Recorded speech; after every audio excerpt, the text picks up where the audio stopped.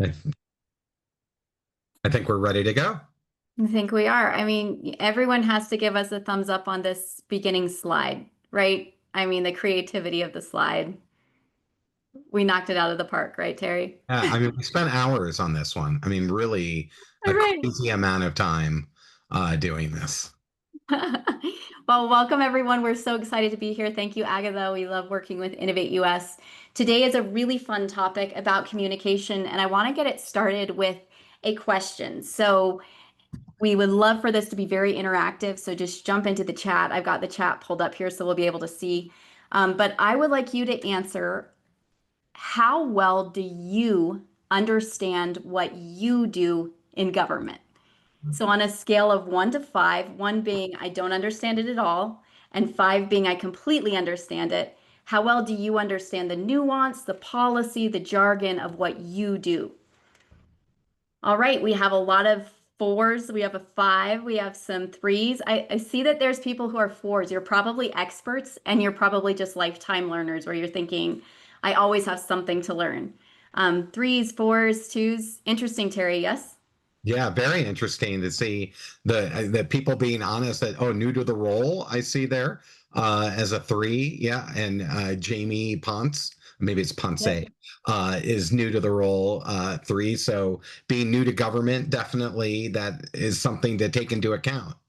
Yeah. Okay. So now, but flip it and imagine someone who is, whether it's a constituent, so a citizen, or someone who's not in your role.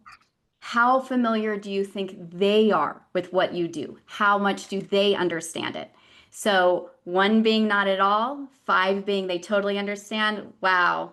Lots of ones, twos, 0, 1s. We're all the way on the Minus other end five. of the spectrum. Yeah. There was a -5 that threw by. Was So there a -5? Okay, yeah. right. So it's hard, right, to understand government. There's a divide between what you know as experts and what the people you are communicating to, what they understand about government. So today we actually want to give you 4 tools that are going to help you bridge this divide Whoa, between whoa, what whoa, whoa. you know and We can't do this, Jamie. You can't start with the four. We can't tell them that yet. We got why to not? we have to tell them the truth. What is the truth? We Terry, got to tell us the tell truth. them, we have to tell them that they're cursed.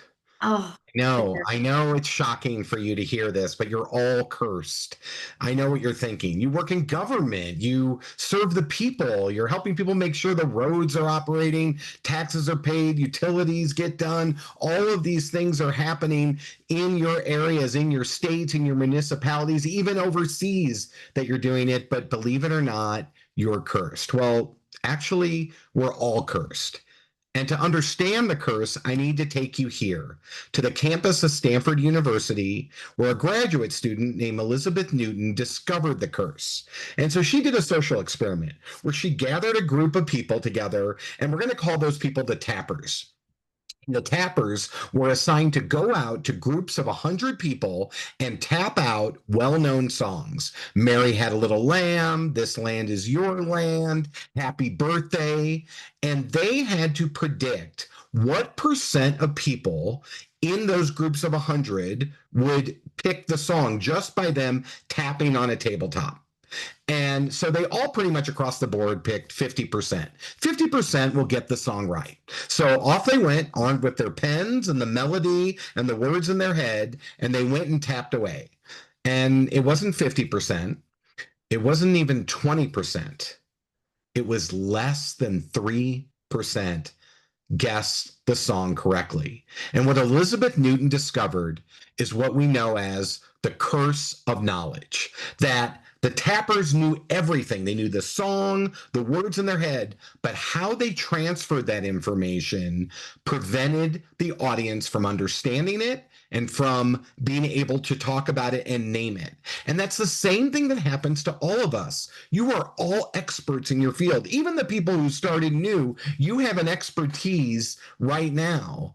But how you transfer that information and the way you present it, whether it's written or spoken, can hurt you because it might not get retained or remembered because of the curse of knowledge. And here's another way to think about it. Think of this big blue circle as everything you know about the education policy you're implementing, or the transportation, the new procurement rules that you have to abide by, or anything you have to do with revenue sharing. In the public-private partnerships. That's the blue circle. And you decide to present on one of those topics, and that's the medium circle in purple. But here's the problem, is that because of the curse of knowledge, the small green circle is all that gets retained. And so we want to give you tools and techniques so that the medium circle and the small green circle align more, so that more of what you present on, more of what you write about gets retained, gets remembered, and is understood the way you want it to. So here's another way to look at it. So if you were in government and you were talking to a citizen and you said resource realignment occurred to optimize baseline funding streams pursuant to legislative mandates, they probably wouldn't know what you're talking about, right? They probably would have no idea. And so think about how you would present that to someone who had no idea about what some of these words meant, and to think about it in that way. And that's why we want to give you 4 tools and techniques to help you break that curse and to help you avoid that government talk trap, that so that people understand you and that people retain what you're talking about. Thank you, Terry. You do such a good job explaining that curse of knowledge. And it's so true. We all have it no matter what program we're working on or what division or department or country that we're in. So the first tool we want to give you is the audience fluency funnel. Anytime before you are going into anything that requires communication, whether it's an email, whether it's creating a website, whether it's making some type of publication, or if you're in a meeting, a public meeting, an internal meeting, any type of a meeting, before you go in, I want you to imagine putting your audience through the fluency funnel. And to demonstrate this, we're going to pretend we have 2 different people. So we have Bernie and we have Gina, and they are both interested in education funding. All right, so we have 4 questions that we're going to ask about each of these people. How much public sector experience do they have? How much educational funding experience do they have? How much time do they spend thinking about educational funding? And how much familiarity do they have with all of the words or the jargon around educational funding? So Terry, how about you put Bernie through the audience fluency funnel? Sure. So Bernie is a parent who lives in the state, and he wants to know more about how his schools in his area are funded. And so he sets up a meeting with you to hear more about it. And so to go through the funnel, does he have public sector experience? Not really, as a short amount. Does he have any educational funding experience? None. Does he spend time thinking about education funding? Probably a little, but not a lot. And then how familiar is he with the funding jargon? Probably not much at all, pretty minimal. So we would say he's a beginner in government fluency.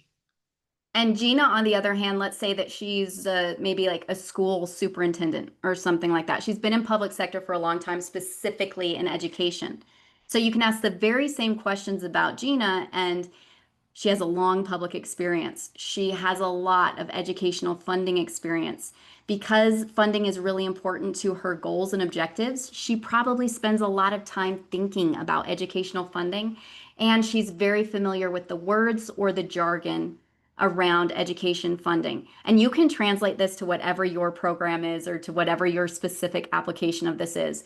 But we would say that Gina has an advanced government fluency. If you were to then go into a meeting on the same day with both of these folks, you would probably be able to say something like this to Gina. You could say, education funding operates through various fiscal allocation models, including both formula-based WADA and categorical appropriations to ensure resource distribution aligns with statutory mandates. And Gina's probably going to be okay with that. She's probably going to get it, and it's going to be fine. But you got to adjust that when it comes to Bernie. So it might be something more like this. Education is funded through different mechanisms established by law. It involves giving school money based on average number of students in the school, formula based funding, and for special projects, which we call categorical funding. And if you start looking at these two, you can see the differences. You can see that jargon and that those words that are used in there. And so paying attention to who your audience is and what their level of expertise is or knowledge is can go such a long way into how you present information and whether it's going to resonate or not. And Dennis, yeah, it does sound like it's written by AI, and this example actually is. And I would like to point out that AI is fantastic for simplifying into simplified language for anything that's written. It's really important to be able to carry that skill into a human to human communication. So if you're on video, if you're in an in-person call, on a virtual call, if you're presenting anywhere publicly, you've got to be able to take the skills that AI is really helping us get and translate that into human to human communication. And when we think about language and jargon, let's just look at some words that are just have to do with education funding. If you put these words on the screen, Terry, the ones I want to really bring up are the really simple ones. So over on the right, or I don't know if it's my right, you see words like procurement or solicitation, even words like grant or statute or title. These are words that unless someone is very familiar, they're going to cause questions and confusion. So solicitation, it has different meanings depending on where it's used. Solicitation is very different if you're talking about it in a bar versus talking about it when it comes to educational funding. So we have three really fast just tips for you if you're going into communication with different audiences. Number one, put them through the fluency funnel. And then we use is there not a presentation showing? There is. There is. Okay, it came in the chat. It says, is there supposed to be a presentation showing? Okay, so it's the 3 E's. The first one is eliminate. The safest bet, if you do not know who you are talking to, if you don't know who's going to be coming to your website, if you don't know who's coming to your event or you're speaking, eliminate all of the jargon. Just eliminate it and use simple language. If your intent is to educate your audience, then explain the jargon. And we recommend explaining it first. So if you're going to say something like what's a good example, Terry? My mind's going blank. Use, For eliminate? yeah, for eliminate. No, for explain. Oh, for If, explain. if Oh, you're going to do an if you were acronym, just going to say what WADA was, think about if you talk about WADA, you have to explain. If you use that acronym in a sentence, you need to probably explain what that means, what that type of funding mechanism is. If you and don't, you'd also want to say the words that it means before you say the acronym. So you'd want to say, let's say it's Colorado Department of Public Health and Environment, instead of saying CDPHE, which is the Colorado Department of Public Health and Environment, you want to do Colorado Public Health and Environment before you say CDPHE. If you use an acronym first, your audience is just going to check out right away. So do the explanation first.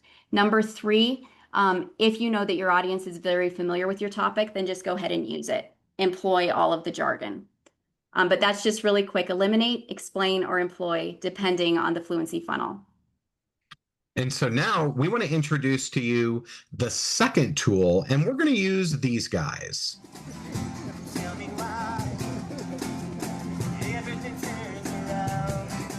Now, this is a band, an English street band called The Y. And if you're living overseas right now, you probably shouldn't go searching in your local pubs for them, because if you look at their Instagram, they only existed for about 6 months. And my theory on it is that they spent all of their recording budget for hair care products because they look pretty good. So it's not The Y, the band, that we're talking about.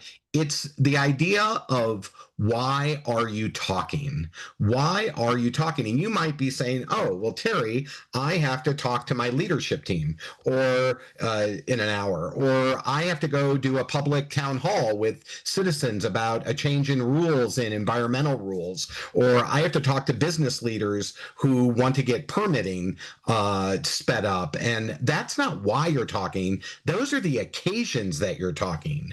Why you're talking has to do with these, and these are takeaways.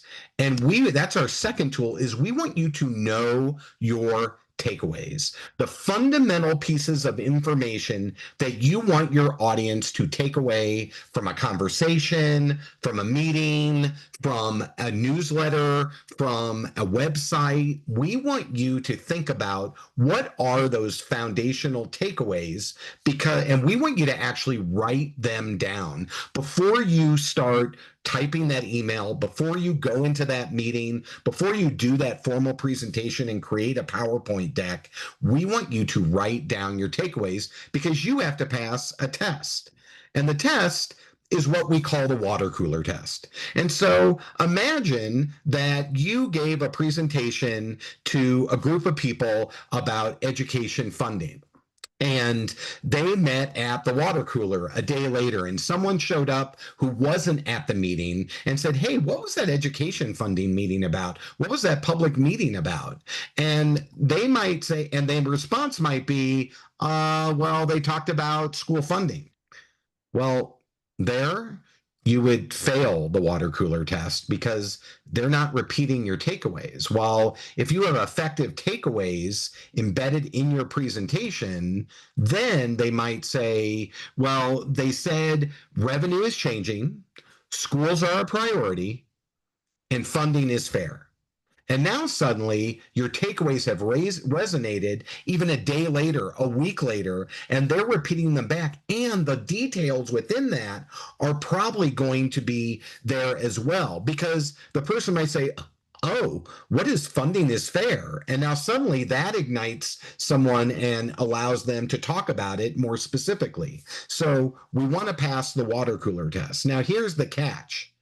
You might say, "Oh, great, I'll have 8 or 10 takeaways for this meeting I have coming up." But actually, that hurts you, because you lose your narrative then, because there's been scientific studies that show that people only remember 4 things. So you want your takeaways to be 4 or less. If you have 5, 6, 10 takeaways, you are minimizing the chance that people are going to remember what you want them to. And thus, it creates more communication opportunities, miscommunication, failed projects, things like that start to happen. So you want to keep your takeaways to 4 or less as you're moving forward. And we actually want to take a minute for you to practice this. So I want you to, we have a tool up here on the screen, and I'm going to put a link for it in the chat in a second so you can take it and use it back with your teams. But right now, if you just take a pen or something, think of something that you recently communicated, whether it was on a website, in an email, to a group, and think about what you communicated and what your takeaways were, and just write down what you think the takeaways were. We'll give it just, what do you think, Terry? 60 seconds Yeah, or so? we're going to give you a minute or two to do this. What were the takeaways that people would have taken from the last time you communicated, or a recent time? And so think about, you'd be writing it down on the form.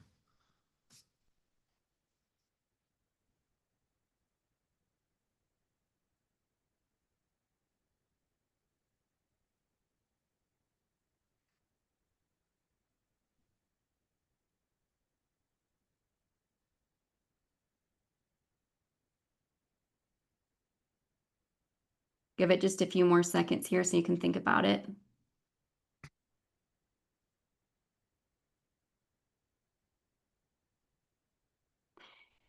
So even if you haven't gotten to where you've actually written them all down, you probably at least started thinking about a recent time that you communicated and what the takeaway might have been. So this tool that we put in the chat, it's designed so that you can put your takeaway there, and then in the section, I can't see, it's not big enough for me to see what it said, but it says takeaway 1, right? And Yeah, then what we want you to do is actually take your takeaway and try to turn it into a heading. So a heading is when it's easier to remember, right? So Terry, can you read it, what it Yeah, says there sure. on So the screen? funding is allocated. So imagine your takeaway was funding is allocated between schools based on a common formula that treats all schools the same. but we can turn that into a header or a headline that says funding is fair. And so now suddenly we have that headline that catches people attention, and then you can give all the details below it. You should still have that takeaway, but think of ways how to condense it to 4 or 5 words so that it's really able to be digested and retained and remembered and even repeatable, because that can be so important when it comes to taking away information and your main takeaways. But takeaways don't always happen with it doesn't apply just to spoken communication, right, Jamie? Yeah, it also applies to anything that's written. So let's say we went to this website. This is a government website. And if I go there, I don't really know where to look first. So there's a lot of text heavy information here. And I'm sure the person putting this together had a lot of knowledge, right? And knows that everything is important in order for total understanding. But as a first person coming and looking at this website, and if I were to keep scrolling, there's more and more pages of this where it's just dense bullet description, bullet description, bullet description. I don't have any takeaways that I can just look at and say, okay, I know exactly what's happening with this website. I know exactly where to go. But now I'd like you to imagine that we applied the takeaway rule to this website. What would it look like? Instead of all of this text heavy information at the beginning, we transform it where now we just have 4 takeaways with arrows where I instantly know where I can go and what's happening on this website. So we have available funding sources, tools for finding funding, common rules, where to go to get more information. There's my takeaways. This works in spoken and this works in written. So And now I want to see if you all pass the water cooler test. We want to do a self water cooler test. Now, think of your last communication opportunity, whether written or spoken. Do you think that your audience took away the takeaways that you wanted them to? And just put a yes or no in the chat. just yes or no, do you think they had got some yeses, got some nos? I appreciate people. Really tempted to put somebody on the spot and say, why are you saying yes? But I won't. Don't worry. I appreciate people who say no, because that's kind of taken maybe from Kathy. I appreciate that, Kathy. And so even that ambiguity, so having those takeaways beforehand and really always referring to them and making and reinforcing them and making sure that you're hitting them can go a long way to making sure your message and those takeaways resonate for sure. So we're going to go on to our third tool because we don't have a lot of time here today. We could talk about this forever, but we're going to go on to the third tool. And to introduce this one, we're actually going to have former British Prime Minister Boris Johnson in a video. So take a look at this. Go ahead, Terry, and play the video. Sorry. Here it is. Should be. Is it coming? There we go. Try one more time. Let's try it again. With safer streets. There we go. With great local schools, with fantastic broadband.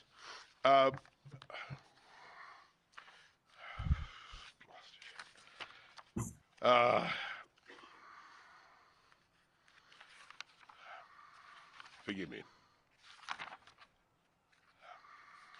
Forgive me.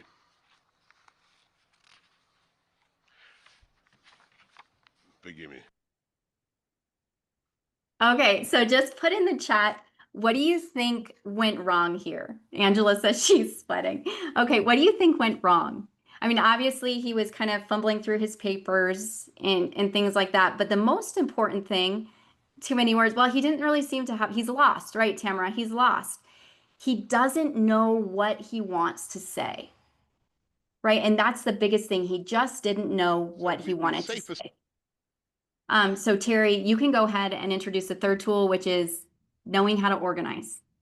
Yeah, we want you to know your organization. We see organization as being one of the biggest tools to breaking that curse and to breaking that government, letting people know what you're about to talk about. And so I want to give you an example. We have this here, and this is this is a map, and in the map that's mapped out a road trip. And so imagine if I took you and threw you in the car and just took you on this road trip, but I didn't say anything about it. You'd be wondering, one, why is this man kidnapping me? But two is, where am I going? Am I going for 3 minutes, 3 days, 3 weeks? How long? And so I need to give you what I would call a roadmap.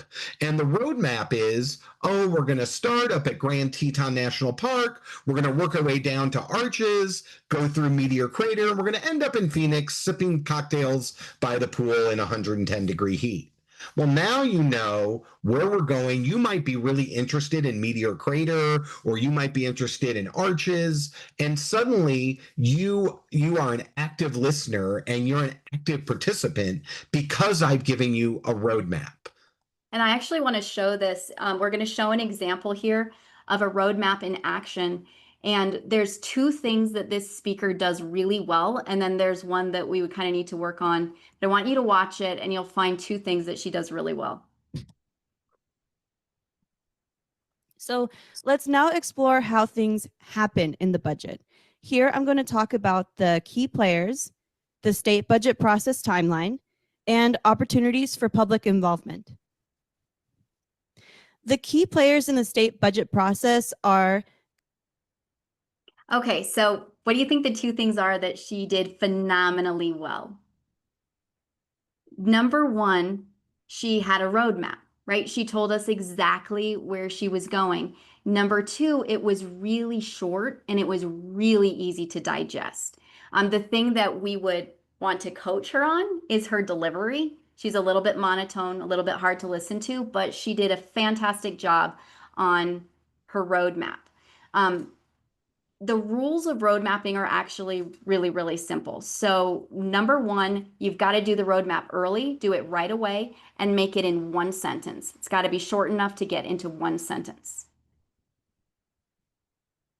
So here it is in action. If you see the three topics that she had, and she just put it into this type of one sentence roadmap, which made it really clear what she was going to cover. And so if you have a good roadmap, you also need these. And these are signposts. And think of signposts as an on-ramp and off-ramp within your presentation, telling people when you are done with one content area and that you're moving on to the next. And yes, I know you're surprised by this, but we have some rules for signposts. And the first rule is, every time you transition from one content area to another, you need to let your audience know. And you're like, well, how do I let them know? Good question. We want to give you our cap, pause, and announce system. And that is, you cap off one content area, you take a deliberate pause, and you announce the next content area. So let's use the California state budget process as an example. So we know her roadmap. And now if I was going from the first content area to the second, it might look something like this. So those are the key players. Now, let's talk about the timeline. Being that deliberate about it helps re-engage your audience and also keep them engaged so that they are following what you're saying. Even if you're going through dense information about processes, procedures, rules, regulations, doing this helps people stay active listeners. Now, I have a third rule, which is probably one of the most important ones, which is that it needs to be the same or very similar language as your roadmap. And so it needs to be almost exactly. So for example, I might say, so those are the key players. Now, let's talk about looking at our calendars and seeing where we have different deadlines along the way. Now that's the timeline, but I use completely different language. And you're wondering as an audience member, is that the numbers, the second content area, or is he's putting in a different content area? Is there a sub content area? And I'm 30 seconds or a minute down the road. And thus I've lost you. And that's the last thing I want as someone running a meeting or formally presenting. You want to make sure that people are lockstep with you, and using the same language as your roadmap in your signposts can help a lot.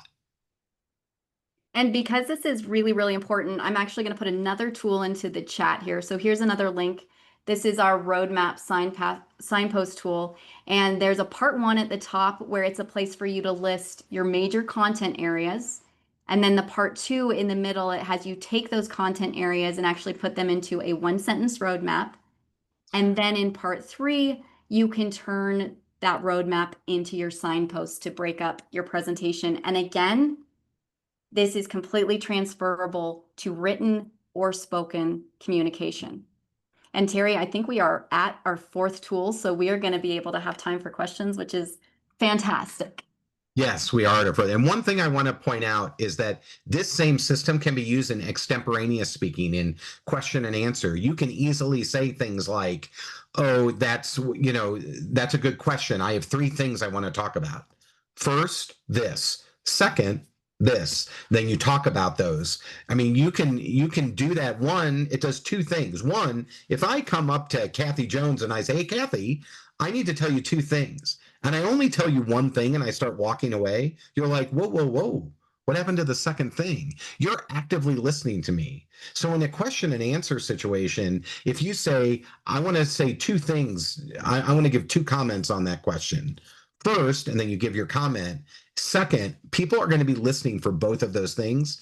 And the second value it brings to you is it allows you to catch up and kind of give you a couple seconds to gather your thoughts. And you might say, well, what if I don't know if I have 2 or 3 things? Then just say there's a few things I'd like to mention. And then you can start numbering them. That's the way to do that. And that's another way of using this roadmap and signpost system to be an effective communicator and to break that curse and to get people listening to you in an active way, speaking extemporaneously. So now we're going to go on to our 4th tool, and I'm going to do this. We're going to do a little quiz here, and we're going to show you 2 video clips. This is from the Great American Outdoors Act debate in the U.S. Congress, and I'm going to show you 2 clips, and I want to know, after you listen to both, which one is more persuasive? Which one is it that you are more persuaded by based on these 2 clips? So the first clip is from former Congressman Gianfort from Montana, and it goes pretty quickly, so get ready for it. Unfortunately, too many of our parks have fallen into disrepair. This bill begins to rebuild and repair our parks. Okay, so that's the first one. Now the second one is from Senator Lamar Alexander of Tennessee. Here it is. Here's what we're talking about. We're talking about leaky roofs. We're talking about access roads with potholes. We're talking about trails that are worn out so you slip and fall down when you go to hike. We're talking about sewage systems that are broken, shutting down whole campgrounds like the Chilhowie Mountain Campground at the Great Smoky Mountain National Park, which is shut for 2 years. 500 families usually use it every summer and can't go.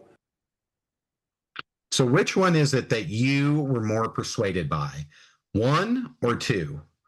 And Jamie, you'll have to tell me because I don't have the chat. I can't see the. It's like vast majority is saying 2. 2. Right. 2 probably. And so I want to know from your perspective why. Go ahead and put in the chat why you thought. Tangible examples, more visual language, specifics. There is one person who said they liked 1 because it was short and sweet. Yeah. And definitely there's something to be said for being concise and to the point.